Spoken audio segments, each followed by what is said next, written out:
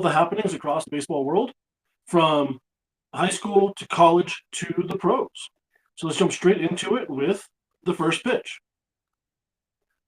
Jumping straight in, there are no more undefeated teams in college baseball. USC did drop a game against Northwestern this last Saturday on the back half of a doubleheader on Saturday. While Texas has actually lost 2 games, we are recording here on Wednesday morning, as we always do. Last night, they lost to Tarleton State on one of those midweek madness scenarios, but they also lost the Friday night game against Ole Miss over the weekend. Across the country, we've got high school baseball going full bore into their spring break tournaments. We are in the midst of the Bishop Gorman Invitational.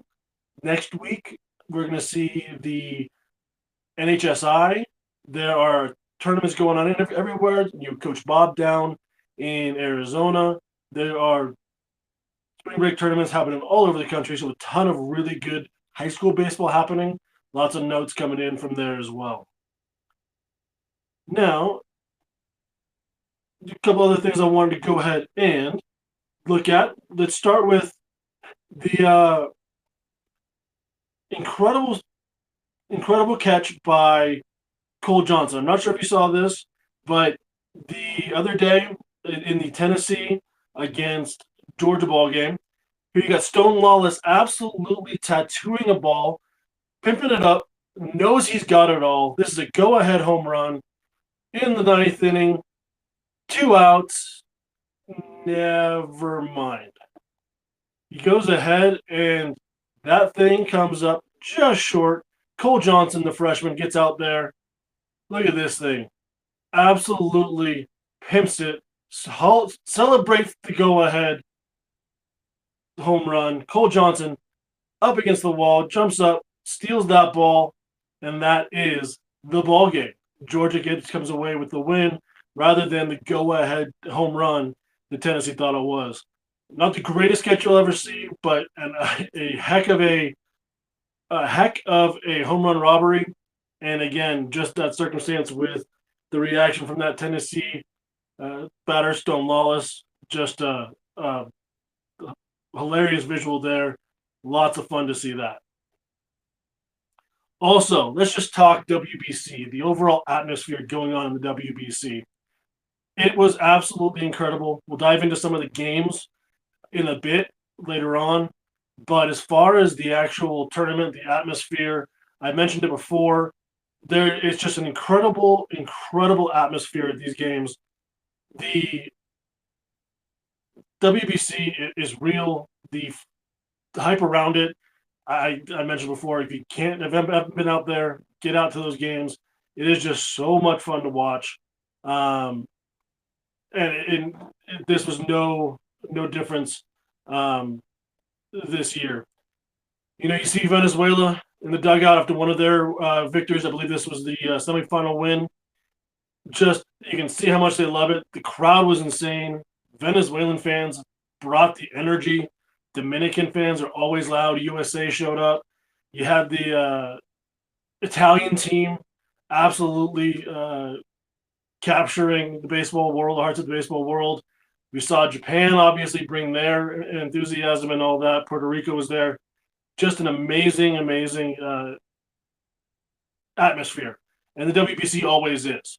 It is just absolutely incredible. I'm glad to see it continue that way. And it was an incredible tournament as well. Moving on to the second preview last week was the Florida State against Wake Forest matchup on Saturday night. It ended up being all hyped up to be. Good thing we picked that Saturday matchup rather than the Friday matchup. Friday ended up being a run rule, but Saturday was an absolute pitcher's duel between Trey Beard and Chris Levonas. Florida State ended up coming away with a 2-0 win. Trey Beard threw 6 2/3, 1 hit, 1 walk, 14 Ks. He fastball sat 90-92. Slider cutter right around 85. He had his curveball, a 12-6 hook coming in at 74-75, and his changeup sitting 76-78. It is absolutely his best pitch. He uses heavy usage.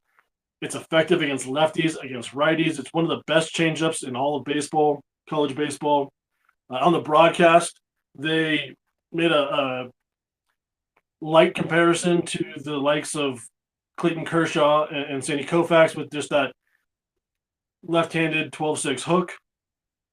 Trey Beard is not going to be obviously that level, but this is the type of arm that I would not be surprised at all to see a team like the Dodgers pick up in the draft. Trey Beard was absolutely fantastic. Again, 6 2/3, 1 hit, 1 walk, struck out 14, a career high. His previous career high was 12. Chris Levonas, a 2027 prospect, he went 6 innings, gave up 2 hits, 1 earned run, 2 walks, 10 strikeouts. His fastball was sitting 96. It touched 100. Changeup, it's a firm changeup at 91-93. Slider 84-87. Curveball 79-80. He gave up the first hit of the ball game. Chris Levonas gave that up in the 5th inning. There was no hits on both sides through 4. Nathan Shmela hit that home run, opposite field home run in the 5th.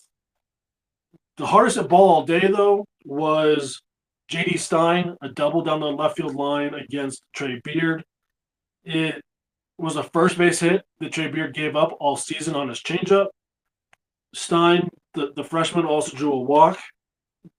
Wake Forest had 3 total base runners in the entire game. 2 of them were Stein. As far as the other bats, there just wasn't a whole lot to talk about offensively. It was it was just a pitcher's duel. Excellent outing by both Trey Beard and Chris Levonas, and that's what we were hoping to see. So let's take a look at what's coming up this week.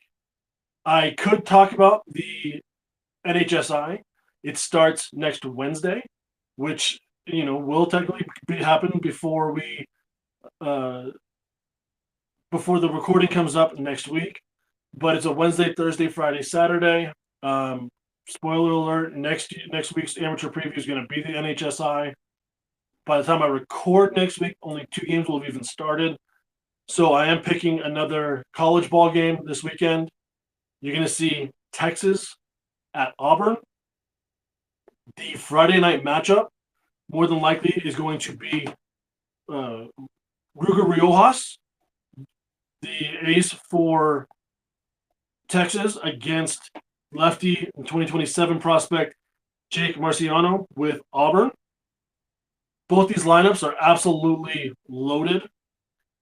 You got, first of all, Riojas ranked 119 for us on our draft board for the 2026 college prospects. Jake Marciano didn't make the top 50, but was definitely in consideration. We do have a report for Marciano up on the report. I do believe it was this week. The bats in the Texas lineup: Aiden Robbins, Ethan Mendoza, Carson Tinney, Adrian Rodriguez, Anthony Pack Jr. is making an impact here freshman year. Anthony Pack was one of my favorites coming out of last year, the high school class. He was a guy who I said was probably looking at potential scout fatigue, and that may have been a little bit of it. And he's showing well at the University of Texas. Aiden Robbins, again, he was 159th on our board. Ethan Mendoza, 110. Carson Tinney, 32. Adrian Rodriguez, 5th on our board for the 2027 class. Jonah Williams, their 2-sport outfielder, he is out for the year with a shoulder surgery. So that's a big loss for Texas, but they still have a loaded lineup. If you're watching the video, we've got this Jake Marciano clips going right now with his, whipping arm action from that low 3/4 almost sidearm slot. He It could be a lot of fun to watch. Interested to see him against a really good Texas lineup. But that Auburn lineup is absolutely stacked as well. Chris Rembert is ranked 21st on our board. Kate Ballou ranked 76th on our board. Ryan Farber, 150th. Brady McCrane, 176. Eric Guevara, 178. And then they got Chase Freilich, 3rd on our board for 2027. Bub Terrell, 17th on our board for 2027.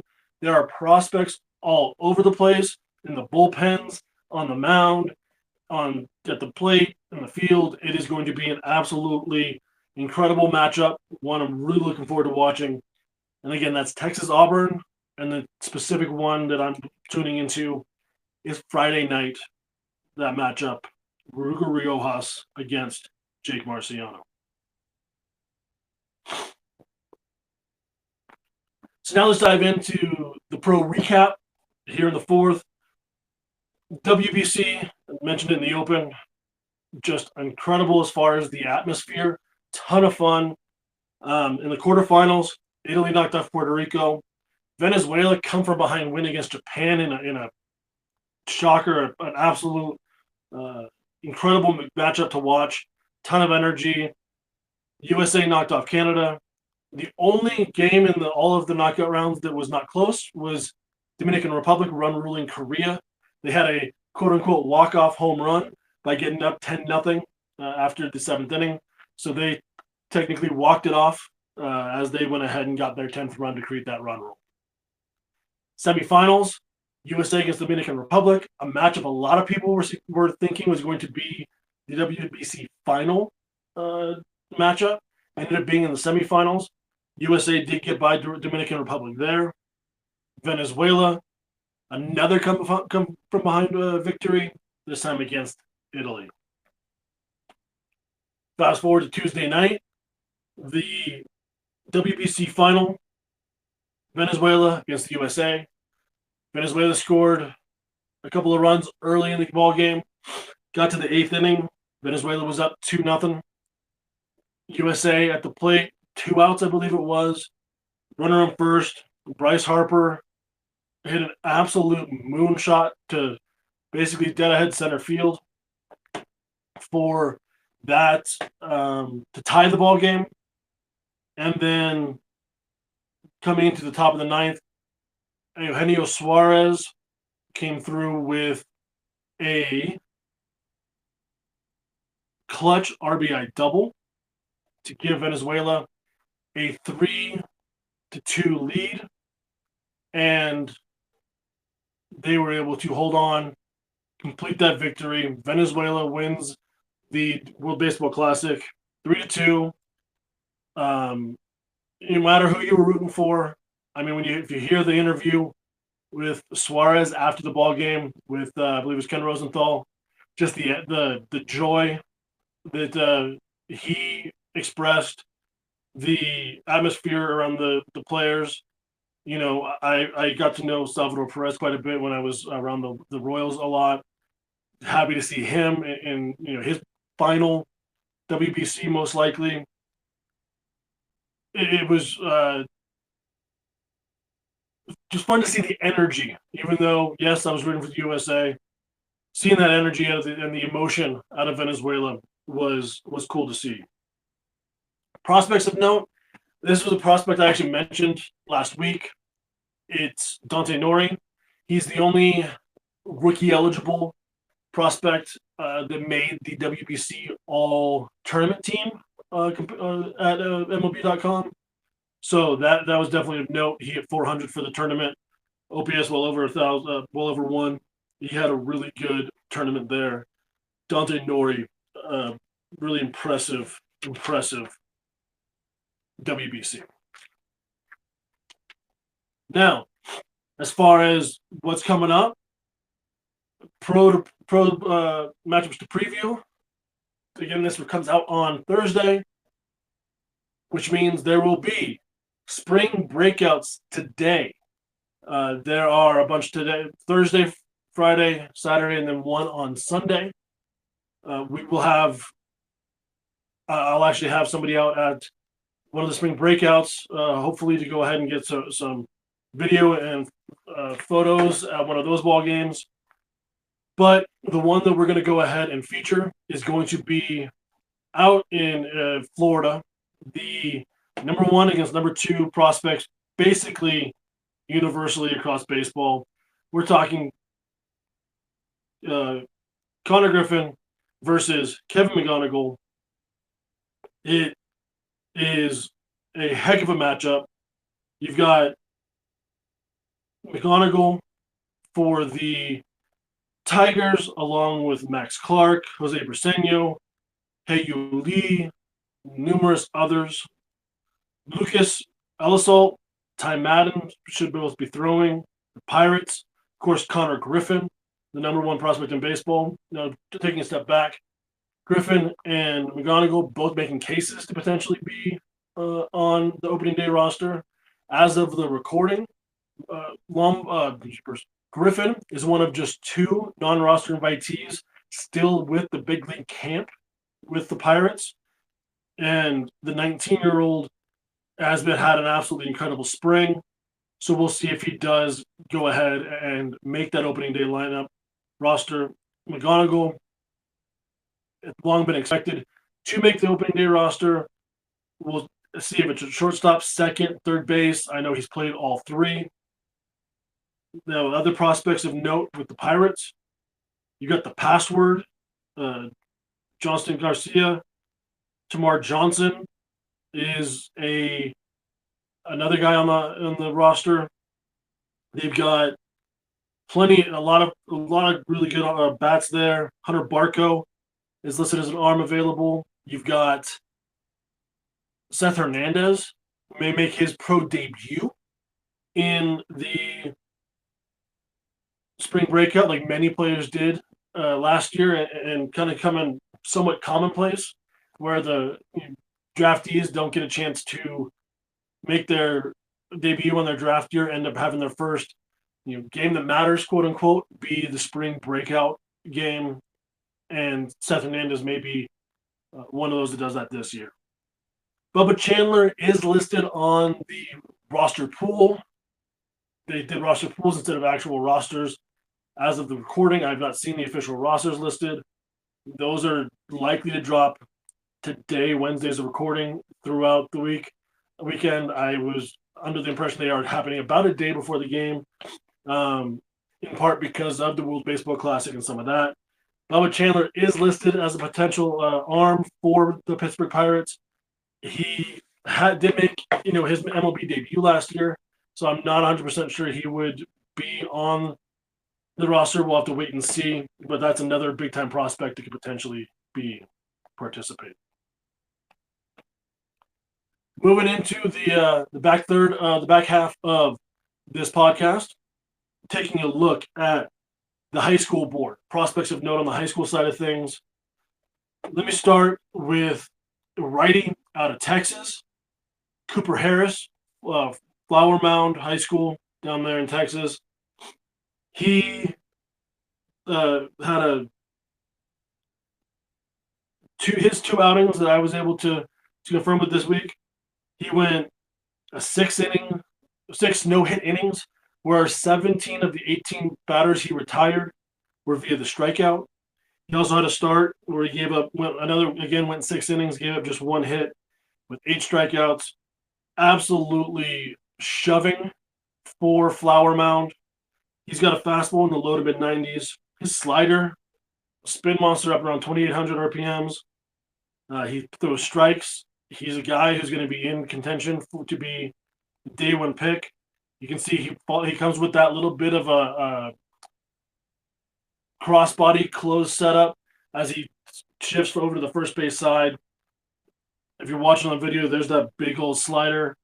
It just really good stuff and plenty of swing and miss stuff. He has been really, really good so far early this year. The bat I want to feature is going to be James Clark. He is a former Princeton commit, decommitted after during the summer, into the winter or the fall. One of the big things was the Area Code Selects over at Dodger Stadium, where he was absolutely mashed. He was You could not get him out in that weekend. He has since committed to Duke.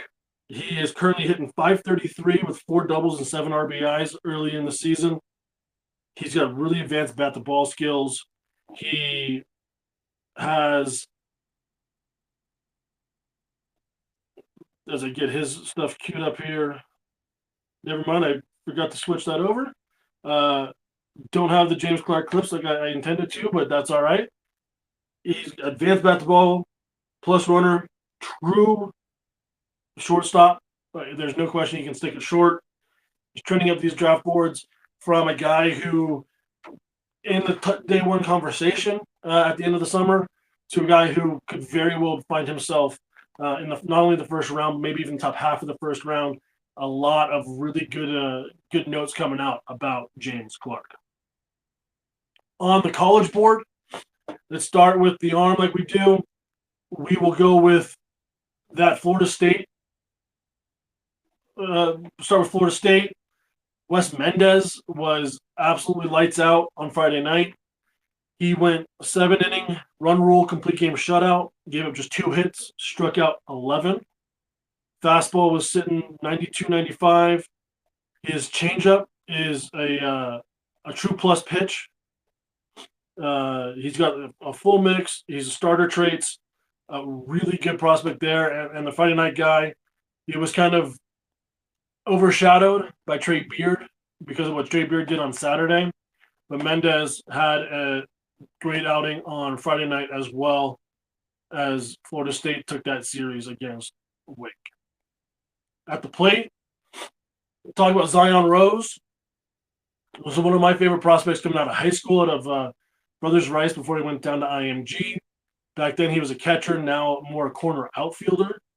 He has missed much of the opening of the season with, I believe it was an ankle injury. As you can see, he's feeling good. Wasn't afraid to drop down a bunt. He's a really good athlete. I don't think he's not going to play center field or anything like that, but a really good defensive outfielder. He's got really good bat speed, plenty of power. That Louisville outfield with Lucas Moore in center, Zion Rose in left, one of the better outfields in the nation. This weekend, he went 7 for 14, had a home run, a double, 6 RBI in his return. This was against Notre Dame. Zion Rose, glad to see he's healthy and back in the middle of that Louisville lineup. On the pro side of things, the USA starter for Tuesday night's WBC final was Mets prospect. I know he did debut last year, but still has prospect status, Nolan McLean. And McLean did what McLean does with incredible stuff. A wicked sweeping slider. If you're watching the video, you saw it right there. He went 7 2/3, gave up 5 earned runs and 8 strikeouts in 2 WBC starts. His fastball got up to 99 with a little bit of sink in the final. He's got just an elite sweeping slider, deep mix, good starter upside. Will be in that Mets rotation to start the season, and probably one of the favorites to win NL Rookie of the Year. He's set up to. He should be high on those boards. I haven't looked at the odds, but he's high up on that. As far as a bat, we got Enrique Bradfield Jr., the absolute speedster.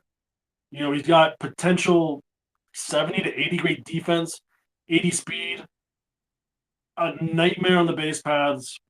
He's got that leadoff profile. If you're watching, he did a squeeze bunt for a base hit somehow. He's got incredible speed, really good bat control, great defense, potential Gold Glove center fielder type profile. Never going to really hit for much power, although he has shown a little bit ability to lift the ball a little bit more than he did early on. But that's never going to be a big part of his game. But really, it's the speed, the defense, that table setter profile. I don't think he's far from being up in Baltimore He didn't have the greatest of WBCs with Panama. He went 3 for 11, stole a couple of bags, but overall, just a really, really good ball player and a ton of fun to watch. Moving on to the closer, the ninth inning here. What's going on at three-quarter slot? Last night, we had Jordan out at UCLA hosting Pepperdine. We saw UCLA get that win. I know he's going to write up Mulavai Levu and Dean West over the next couple of weeks, most likely. Eric, his team's down. His high school team's down in Arizona for that Coach Bob, so he'll be coaching down there. We'll see if anybody stands out while he's down there in Arizona, coaching and watching ball games down there. Sam got down to Yale last weekend, but Jack Oman did not end up throwing, so he might try to get down there again this weekend if Oman will throw and get some looks at him. I'll be out at some high school games here in the state of Colorado. Take a look at some of the top prospects here in this state. This week, we surpassed 500 consecutive days of reports here at three-quarter slot. Okay, maybe not 500 consecutive days of reports. Draft day last year, we did have our top 650, not necessarily a report. So 500 plus consecutive days of content here at three-quarter slot, and continuing to roll strong. We got some big stuff coming up. We have got a cleaner logo, a little bit of a redesign coming, looking like April 2nd. And, as always, I've mentioned it. Please, before we wrap up, check out the three-quarter slot MLB draft guide. This is going to have 650 players ranked, full one-page scouting reports on all 650 players, full fresh scouting reports, not published on the site. It'll be totally fresh reports. You'll have first access to our 650 rankings through that. It's available to purchase now for $20. It'll be automatically emailed to you on July 3rd, a little over a week before the draft starts, giving you plenty of time to do that dive into the draft. If you're listening to this, if you're watching this, you're already a draft fan. We know that, prospect fan. But I'm telling you, you're going to want this draft guide. Loving what I'm seeing, how it's coming together, the potential stuff there. Some features, I believe I said last week. Some features I'm working on ironing out the details. I'm not going to say it yet, but some features I really like that could be in there. We're trying to make sure that works. So please check out the MLB draft guide at threequarterslot.com. Purchase that. Again, $20, 650 full reports, and you'll have access to our rankings about a week before anybody else. But with that, that'll wrap up the week. We'll be back again next week with another episode of Three Quarter Slot. Thank you again for tuning in.